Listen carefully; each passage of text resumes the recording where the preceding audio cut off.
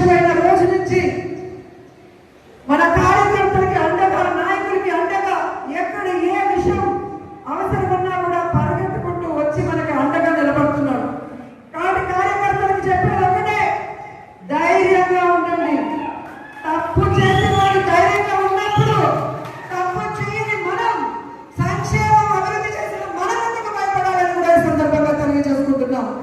మీకు నియోజకవర్గంలో నేనున్నాను, జిల్లాలో కరుణాకర్ రెడ్డి గారు ఎంపీ ఉన్నారు, రాష్ట్రంలో జగన్మోహన్ రెడ్డి గారు ఉన్నారని కూడా మేము అందరికీ తెలియజేసుకుంటున్నాం. మన పార్టీకి పోరాటాలు కొత్త కాదు.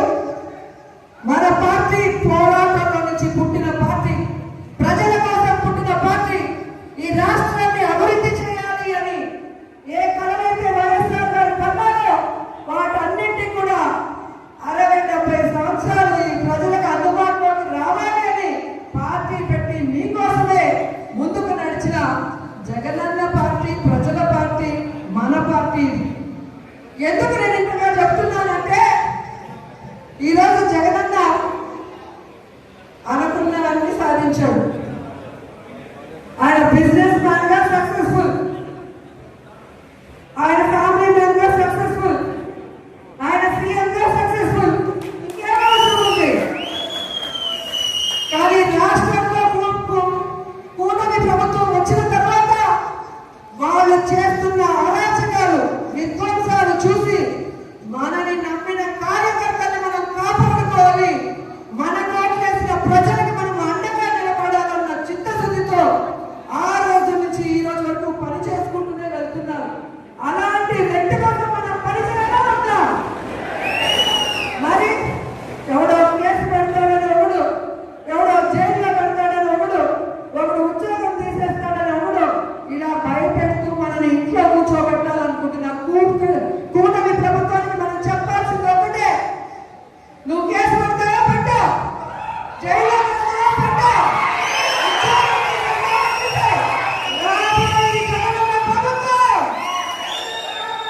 కేసులు పెట్టిన వాళ్ళకి, విధ్వంసాలు సృష్టించిన వాళ్ళకి వడ్డీతో సహా ఇచ్చేస్తాం. ఉద్యోగాలు పోయిన వాళ్ళందరినీ కూడా గుడ్ బుక్ లో పేర్లు వేసి వాళ్ళకు ఉద్యోగాలు వస్తాయి. ఎవరైతే ప్రభుత్వంలో ఇబ్బంది పడ్డారో ఆ ఇబ్బందుల నుంచి వాళ్ళకి బయటపడేసి వాళ్ళకి ఫస్ట్ ప్రయారిటీ ఇస్తామని కూడా ఈ సందర్భంగా తెలియజేసుకుంటున్నాం.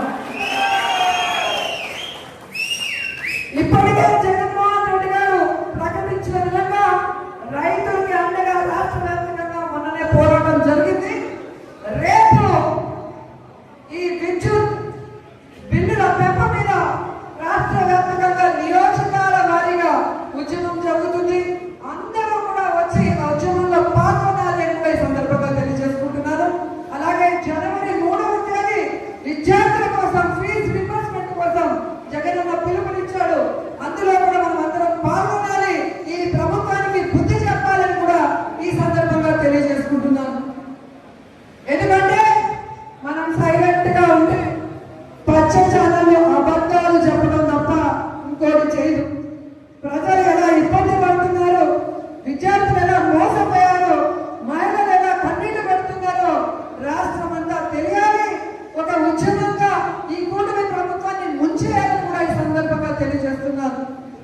ఈరోజు ఇంత వర్షంలో కూడా పార్టీ సర్వసభ సమావేశం అనగానే ఈరోజు ఒక్కొక్కరు జగనన్నకి మేమున్నామంటూ బయటకు వచ్చినందుకు మీ అందరికీ పాదాభివందనాలు తెలియజేసుకుంటూ ఈ కార్యక్రమాన్ని ఇక మన ఎంపీ గురుమూర్తి గారు మాట్లాడాలని ఆయనకి హ్యాండ్ ఓవర్ చేస్తున్నాను. Thank you so much.